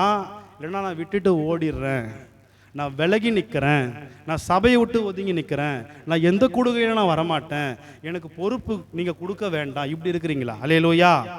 தகப்பனை விட்டு நீங்க வெளியில போனீங்கன்னா ஒருத்துக்கும் பிரயோஜனம் கிடையாது. அல்லேலூயா. நம்ம ஒரு கன்க்ளூஷனுக்குள்ள வருவோம். லூக்கா 15வது அதிகாரம் கொண்டு வாங்க. லூக்கா 15 எல்லாருக்கும் தெரிஞ்ச வசனங்கள் தான். கெட்ட குமாரன் எப்படி மனம் திரும்பினான் என்பதை காரியத்தை நம்ம வாசிச்சு நம்ம முடிக்க போறோம். வாசிக்கலாம். அதுபோல மனம் திரும்புகிற ஒரே பாவி நிமித்தம் 10 தேவனுடைய தூதருக்கு முன்பாக சந்தோஷம் உண்டாயிருக்கிறது என்று உங்களுக்கு சொல்லுகிறேன் என்றார். பின்னும் அவர் சொன்னது, ஒரு மனுஷனுக்கு 2 குமாரர்கள் இருந்தார்கள். அவர்கள் இளையவன் தகப்பனை நோக்கி, தகப்பனே, ஆஸ்தியில் எனக்கு வரும் பங்கை எனக்கு தர வேண்டும் என்றான். அந்தபடி அவன் அவர்களுக்கு தன் ஆஸ்தியை என்ன பண்றாரு, பங்கெடுத்து கொடுத்துட்டான். இதுக்கப்புறம் நீங்க வாசிச்சிங்க, பிரச்சனை கிடையாது. எடுத்துட்டு போறாரு, ஆஸ்தி ஈஸ்தி எல்லாத்தையும் முடிச்சுட்டு என்ன பண்றாரு, திரும்பி வராரு. பண்ணி சாப்பிட்ற தவிட்ட கூட என்ன பண்ணல, சாப்பிட்றதுக்கு கிடைக்க முடியாமல் அதை ஆசைப்படுறான். அங்கே அந்த ஒரு வசந்த மட்டும் வாசிக்கலாம். 17 என்ன நடந்துன்னு பாருங்க. இல்லை 17 நல்லா பாருங்க. அவனுக்கு புத்தி தெளிந்த போது அவன், என் தகப்புடைய கூலிக்காரர், எத்தனையோ பேருக்கு பூர்த்தியான சாப்பாடு இருக்கிறது, நானும் பசினால் சாகுறேன். அல்லேலூயா. சில பேருக்கு பசி, பட்டினி, தேவை, அவமானம், அசிங்கம், நடுத்தெருள் நிற்கும் போது தான் புத்தி தெளியும். அல்லேலூயா. அந்த அளவுக்கு போகக்கூடாதுன்னு சொல்றேன். அல்லேலூயா. தகப்பனை விட்டு போனீங்கன்னா இந்த நிலைமை ஆயிடும். புத்தி தெளிந்து, அல்லேலூயா, தன்னுடைய பாவத்தை உணர்கிற, அதாவது தன்னுடைய பாவத்தை என்ன பண்ணுமா, மறைக்கிறவன் வாழ்வடைய மாட்டான், அதை அறிக்கை செய்து விட்டு விடுகிறவனோ இரக்கம் பெறுவான். எலியா போயிட்டு அந்த விதவின் வீட்டில் சாப்பிட்டுட்டு அந்த வீட்டை ஆசீர்வதிச்சுட்டு இருக்கும்போது அந்த பிள்ளை இறந்து போகுது. அந்த பிள்ளை இறந்த பொழுது அந்த அம்மா சொல்கிறாங்க, என்னுடைய பிள்ளையை சாக பண்ணவும் என்னுடைய பாவத்தை நினைக்க பண்ணவுமா என்னிடத்தில் வந்தீர். அல்லேலூயா. அவங்க பாவம் அவங்கள என்ன பண்ணுதாங்க, அங்கே வந்து டிஸ்டர்ப் பண்ணுது. ஒருவேளை நான் செஞ்ச பாவம் தான் எனக்கு இந்த பிள்ளைக்கு இப்படி ஆயிடுச்சோ அப்படின்னு எண்ணத்தை தோன்று செய்கிறது. அதனால தான் சொல்கிறேன், பாவத்தை என்ன பண்ணக்கூடாது, செய்யக்கூடாது. அல்லேலூயா. இனி பாவம் செய்யாதே, அவ்வளோதான். இது வரைக்கும் செஞ்ச, இனி என்ன பண்ணக்கூடாது, பாவம் செய்யாதே. அந்த அம்மா ஓடி வந்து காலில் விழுறாங்க. பாவியான ஸ்ரீயே, உன் பாவம் இனிமே செய்யாமல் இருக்கிறது தான் கரெக்ட். அல்லேலூயா. இதுவரை செய்தாய், இது வரைக்கும் செய்யல, இனி நான் எழும்புவோனா, என்னை தேவன் எழுப்புவாரா, என்னை தொட்டு சுகமாக்குவாரா, எனக்கு குணம் ஆகுமா, எனக்கு ஆகாதா, ஆகும், அவ்வளவுதான். அல்லேலூயா. ஆகும், உம்மால் ஆகும், எல்லாம் ஆகும், நிச்சயமா முடிவு உண்டு, நம்பிக்கை வீண் போகாது. விசுவாசம் இப்படி இருக்கணும். யாக்கோபு 1 அதிகாரம் எடுங்க, ஒரு வசனத்தை வாசிப்போம். யாக்கோபு 1 3வது வசனத்தை வாசிக்கலாம். எனக்கு ரொம்ப பிடிச்ச வசனம் இது, வாசிங்க. உங்கள் விசுவாசத்தின் பரீட்சையானது பொறுமையை உண்டாக்கும் என்று அறிந்து அதை மிகுந்த சந்தோஷமாக எண்ணுங்கள். யாரெல்லாம் ரெடியா இருக்கிறீங்க? இதுக்கு நான் இந்த பரீட்சைக்கு நான் நிற்க தயாரா இருக்கிறேன்றவங்க யாரு? அதுக்கு அடுத்த வசனம், அதை எப்படி தேவன் செய்வார்ன்றது சொல்றாங்க பாரு. நீங்கள் ஒன்றிலும் குறை உள்ளவர்களாய் இராமல் பூரணராயும் நிறை உள்ளவர்களாயும் இருக்கும்படி பொறுமையானது பூரண கிரியை செய்ய கடவது. அல்லேலூயா. மெக்சிகன் ஊழியக்காரர் ஒருத்தர் சொல்லுவாரு, நீ ஒரு பெரிய ஸ்விம்மிங் பூல்ல ஞாபகப்படுத்தி வச்சுக்கோ. அந்த பெரிய ஸ்விம்மிங் பூல்ல வந்து ஒரு நீளமான பலகை இருக்கு. அந்த ஸ்விம்மிங் பூல்ல அந்த நீளமான பலகைக்கு முன்னாடி போய் நிற்கிறன்னு நினச்சிக்கோ.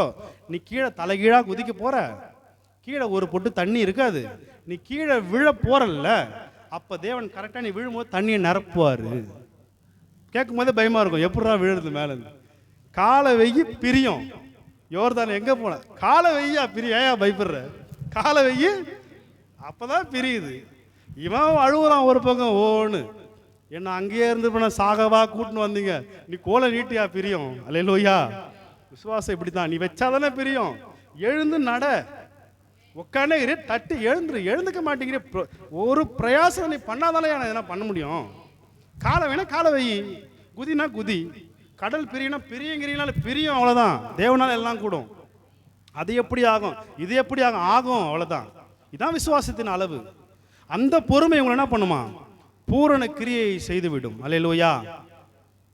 தகப்பனை விட்டு சென்றவர்கள் பட்ட பாடு தகப்பனோடு கூட இருந்த எலிசா வாங்கி கொண்ட அந்த இரட்டத்தனையான ஆசீர்வாதங்கள் நீங்களே பார்த்தீங்க.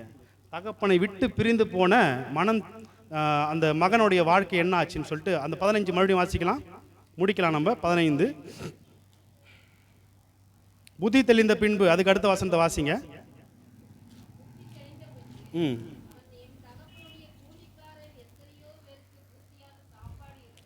இருக்கிறது சாகிறேன். அதுக்கப்புறம் அவர் எழுந்து தகப்பனத்திற்கு போய், தகப்பன் பரத்துக்கு விரோதமாக உமக்கு முன்பாக பாவம் செய்து இனிமேல் உம்முடைய குமாரன் என்று சொல்லப்படுவதற்கு நான் பாத்திரன் அல்ல, உம்முடைய கூலிக்காரர்கள் ஒருவனாக என்னை வைத்துக் கொள்ளும் என்பேன் என்று சொல்லி எழுந்து புறப்பட்டு தன் தகப்பனத்திற்கு வந்தான். அவன் தூரத்தில் வரும்போதே அவனுடைய தகப்பன் அவனை கண்டு, இங்கே தான் சரியான மேட்ரு, இங்கே தான் மெயின் விஷயமே இருக்குது. அல்லேலூயா. அவர் அங்கே தான் நிற்கிறாரு. இவன் வரத அப்போ தூரத்தில் இவன் வராத கண்டுனா இவனுடைய எண்ணங்கள் எல்லாம் எங்கே இருக்கும்? என்னைக்கு வருவான்னு இருக்கு. என்னைக்குப்பா இவன் வருவான், நம்மளை விட்டு போயிட்டான், என்னைக்கு இவன் வர போகிறான், என்னைக்கு இவன் திரும்புவான், என்னை விட்டு தூரம் போனாயோ என்னை விட்டு அகன்று போனாயோன்னு ஒரு பாட்டு ஒன்று இருக்குது. பாட நேரம் இல்லை. உன்னை குறித்த நோக்கம் இருக்கு, நீ விட்டு கொடுத்தாலும் உனக்கு வாழ்வு இருக்கு அப்படின்னு ஒரு பக்தன் பாடியிருக்கிறார். நீங்கள் விட்டு கொடுத்து வந்து நின்னீங்கன்னா தேவன் ஓடி வருவார். அவன் வந்துட்டான், பாதி வேலை இவர் ஓடி போய் என்ன பண்ணிட்டாரு? இதுதான் என் தகப்பன் அன்பு. அல்லேலூயா. தான் தகப்பன் அன்பு. நீங்கள் நினைக்கிறீங்க கடினமாக இருக்குது, கஷ்டமாக இருக்குது, உபதேசம் இப்படி இருக்குது. இல்லை. டிஜே ஐயா ஒரு பாட்டு பாடியிருக்காரு, தாயின் தயவுடையா தமையனின் சேயன் கண் மூடுகையில். அர்த்தம் புரியுதா உங்களுக்கு? ரொம்ப அருமையாக இருக்கும் அந்த பாட்டு. தாயின் தயவுடையா, பக்தருடன் பாடுவேன், தமையனின் சேயன் கண் மூடுகையில். ஒரு மனுஷன் சாகும் பொழுது இயேசுவே என் பாவத்தை மன்னியோன்னு கதறி கீழே விழும் பொழுது தேவன் தாய் உள்ளம் போல இறங்கிட்டு வரான். அதான் அதுக்கு அர்த்தம். ஒருத்தன் சாக கிடக்கிறான், செத்து போக போகிறான். ஐயா என் பாவத்தை மன்னியும், என் அக்கிரமத்தை மன்னியும், நான் செய்த பாவத்தை எனக்கு மன்னியும்னு சொல்லும் பொழுது அந்த செகண்டில் கூட அந்த க்ஷணமே அவர் தாய் உள்ளம் போல இறங்குவாராம். அவ்வளவு கிருபைகளை நமக்கு வைத்திருக்கிறாரு தேவன். நீ ஏன் இன்னும் அங்கேயே இருக்கிற? நீ ஏன் பண்ணி மேய்க்கிற இடத்துல உட்காந்துட்டு இருக்கிற? அல்லேலூயா. தகப்பனை விட்டு விட வேண்டாம். அமேன். தகப்பனிடத்திலேயே இருங்க. இரட்டத்தனையா ஆசீர்வாதங்கள் உங்களுக்கு கடந்து வரும். தகப்பனை விட்டு நீங்கள் பிரிந்து சென்றால் உங்கள் ஆசீர்வாதம் உங்களுக்கு சாபமாய் மாறிவிடும். அல்லேலூயா. கர்த்தர் பேசியதை பேசி இருக்கிறேன்னு நினைக்கிறேன் நான். அல்லேலூயா. நான் நிறைய காரியங்களை பேச வந்தேன் தேவன், ஆனாலும் அவர் நடத்திருக்கிறார். கர்த்தருடைய நாமம் மகிமைப்படும். கண்களை மூடி நாம் ஜெபிப்போம். தகப்பனே, இந்த நாளிலும் நீர் எங்களோடு கூட இடைப்பட்ட இந்த வார்த்தைகளுக்காய் நன்றி ஆண்டவரே. தகப்பனை நாங்கள் விட்டுவிடக்கூடாது ஐயா. தகப்பனே, எங்கள் பரம தகப்பனே, அல்லேலூயா. எங்கள் வாழ்க்கையில் அநேக பாடுகள், கஷ்டங்கள், கண்ணீர்கள், கவலைகள் எதுவாயினும் இந்த நாளில் லோத்துவை போல தகப்பனே தவறாய் நாங்கள் மாறிவிடக்கூடாது. எங்களுடைய வாழ்க்கையின் டிசிஷன் மாறிவிடக்கூடாது ஆண்டவரே. எங்களுடைய பாதைகள் மாறிவிடக்கூடாது, எங்களுடைய ஆசீர்வாதங்கள் சாபமாய் மாறிவிடக்கூடாது. எலிசாவுடைய தீர்க்கதரிசி புத்திரர்கள் எல்லாவற்றையும் பார்த்து எல்லாவற்றையும் கற்றுக்கொண்டோம், நாங்கள் இந்த இடத்துல இருந்து நாங்கள் போறோம்னு சொல்லிட்டாங்க ஆண்டவரே. ஆனால் எலியா எடுத்துக்கொள்ளும் முன்பாக எலிசா நின்று அவற்றிருக்கிற ஆசீர்வாதங்களை எனக்கு இரட்டத்தனையாய் கேட்டு அதை பெற்றுக்கொண்டு அரிதான காரியத்தை நீ இடத்துல கேட்டாய் என்று சொல்லத்தக்கதாய் தேவன் பெரிய காரியத்தை அங்கே செய்திருக்கிறீங்க ஆண்டவரே. அப்படியாய் பிரிந்து போன இளையகுமாரனை கூட நீ மீண்டுமாய் கட்டி அணைத்து அந்த ஆசீர்வாதத்தை, அந்த பாதரட்சையை, அந்த ரட்சிப்பின் வஸ்திரத்தை உடுத்து வித்து தலைச்சராய் உடுத்து வித்து தன்னோடு கூட சேர்ந்து கொண்டாடுவோம் வாருங்கள் என்று சொல்லி பெரிய ஒரு கொண்டாட்டத்தை நீங்க ஏற்படுத்தினீங்க. அங்கே நான் வாசிக்கிறோம், குமாரன் மரித்தான் மீண்டுமாய் உயிர்த்தான், காணாமல் போனான் மீண்டுமாய் காணப்பட்டான் என்று சொல்லத்தக்கதாய் நாங்கள் மரித்தாலும் மீண்டுமாய் எங்களை உயிர் பெற செய்கிறவர் நீர் அல்லவா? உலர்ந்த எலும்புகளை உயிரடைய செய்கிறவர். இந்த நாளிலே செத்த ஆத்துமாக்கள், மரித்த ஆத்துமாக்கள், ஆத்துமாவிலே தொய்வு, ஆத்துமாவிலே பலவீனங்கள் இருக்கிற எல்லாரையும் நீர் தொட்டு சுகமாக்கும்படியா எழுப்பும்படியா நாங்கள் ஜெபிக்கிறோம்ப்பா. உடைய வல்லமை உள்ள கரம் இப்பொழுதே இறங்கி வரட்டும். தகப்பனை நீ விட்டு விடாதிரு. ஹல்லேலூயா. தொடர்ந்து எங்களை பலப்படுத்தி ஆசீர்வதிக்கும்படியா நாங்கள் ஜெபிக்கிறோம். இயேசுவின் மூலம் ஜெபம் கேளும் நல்ல தகப்பனே, ஆமென்.